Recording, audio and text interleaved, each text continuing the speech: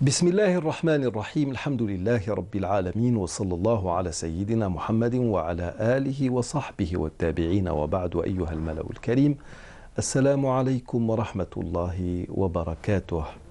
Nous avons commencé à parler la dernière fois de la liberté.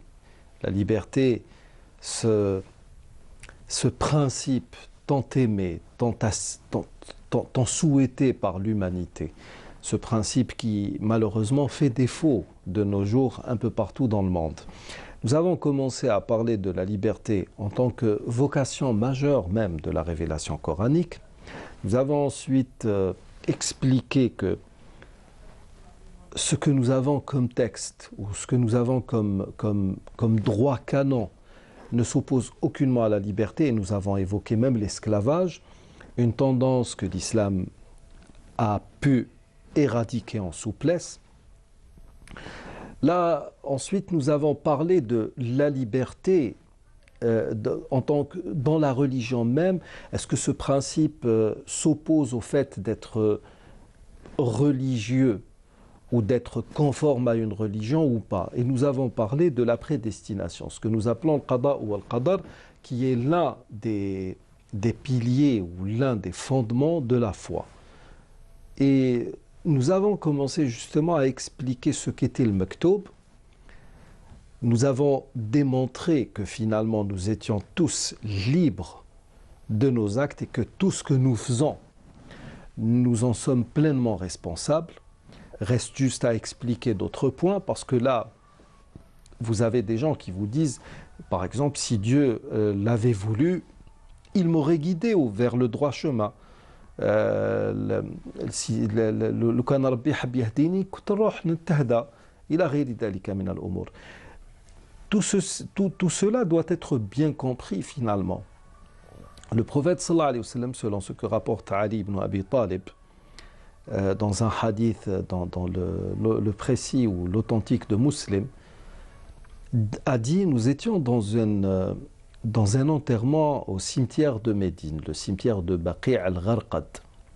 Le prophète sallallahu alayhi wa sallam vint à nous, il s'assit, nous nous assîmes autour de lui. فَوَعَظَنَا مَوْعِظَةً. Il a fait une oraison funèbre. Il nous exhorta à un certain nombre de choses. Et parmi ce qu'a dit le prophète sallallahu alayhi wa sallam lors de cette anecdote, مَا مِنْكُمْ مِنْ أَحَدٍ إِلَّا وَقَدْ كُتِبَ لَهُ مَقْعَدُهُ مِنَ الْجَنَّةِ أَوْ مِنَ النَّارِ. Il n'est pas l'un d'entre vous à qui sa place en enfer ou au paradis n'ait déjà été écrite. Ça veut dire que au moment même où le prophète alayhi salatu salam discutait avec eux, les places de tous ceux qui étaient présents, qu'elles aient été des places en enfer ou au paradis, étaient déjà réservées. قالوا أفنتكل على كتابنا, devrions-nous compter sur ce qui a été écrit? قال لا بل اعملوا فكل ميسر لما خلق له. Non, agissez plutôt, car chacun d'entre vous se verra faciliter sa voie pour ce à quoi il a été prédisposé. Dieu dit dans le Coran: وَمَا خَلَقْتُ الْجِنَّ وَالْإِنسَ إِلَّا لِيَعْبُدُونَ. Je n'ai en fait créé les génies et les humains que pour qu'ils m'adorent. Ça veut dire que dans le monde dans lequel nous vivons, Dieu nous a facilité la voie vers le culte, vers son adoration, vers sa reconnaissance en tant que Dieu.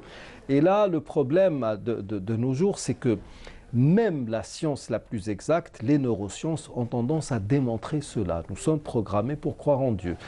Et à partir de là, ce qui a été écrit, comme nous l'avons expliqué la dernière fois, c'est ce que Dieu a vu de notre comportement futur.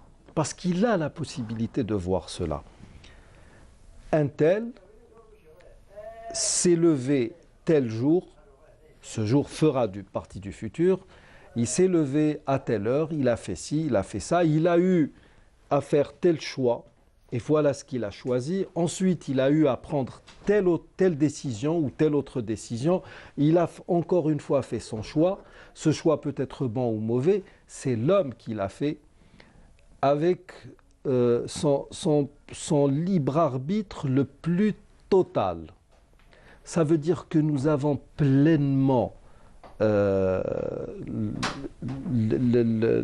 la possibilité de faire ce que nous voulons. Nous avons toute latitude dans ce que nous faisons au quotidien.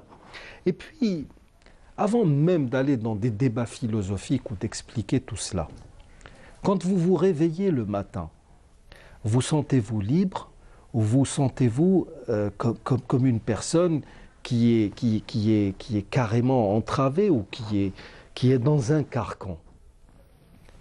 Les gens se réveillent le matin en se sentant libres, avec généralement des résolutions pour la journée, si ce n'est des résolutions à long terme. Aujourd'hui, je vais faire telle chose, le soir, je vais faire telle chose, en étant pleinement conscients qu'ils sont libres de ce qu'ils ont envie d'entreprendre.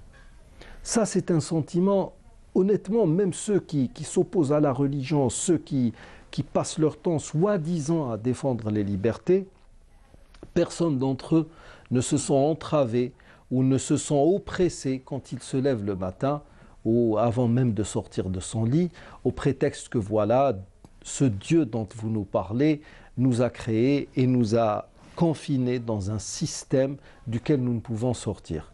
Il est clair que nous, les êtres humains, vu notre condition physique, nous ne pouvons ni marcher sur l'eau, ni voler dans les airs, ni sortir de cette atmosphère, ni même avoir accès à la vie éternelle.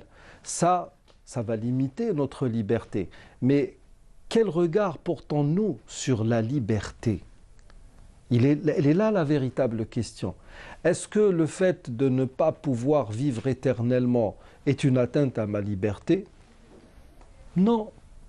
J'ai pris l'habitude de voir des gens mourir quand ils arrivent en fin de parcours. Nous savons que les gens tombent malades, etc. Donc le problème ne se pose plus.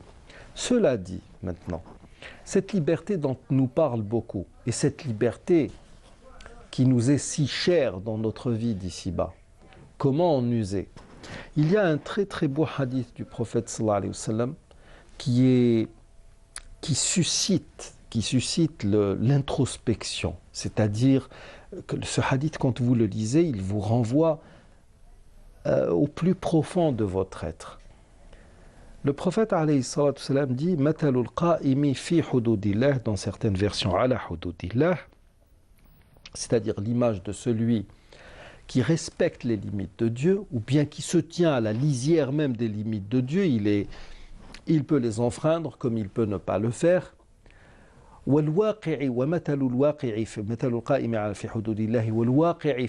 celui qui les transgresse de manière délibérée en reniant l'autorité divine est celle d'un groupe. C'est l'image d'un groupe qui ont tiré au sort pour savoir lesquels d'entre eux allaient pouvoir voyager sur le pont et lesquels devaient aller dans la cale. Ceux qui étaient dans la cale, à chaque fois qu'ils voulaient puiser de l'eau, devaient passer par les gens du pont. Et on leur puisait donc de l'eau et on leur ramenait. À un moment donné, ils se sont dit entre eux, لو خرقنا خرقا في نصيبنا. Et si nous creusions un trou dans la partie qui est la nôtre, c'est-à-dire dans la cale, sans passer par ceux du pont, afin de ne pas les déranger. فَلَنُؤْذِيَهُمْ.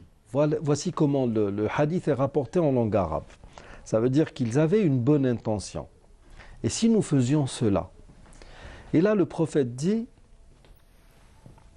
si on les laissait faire, tout le monde périrait.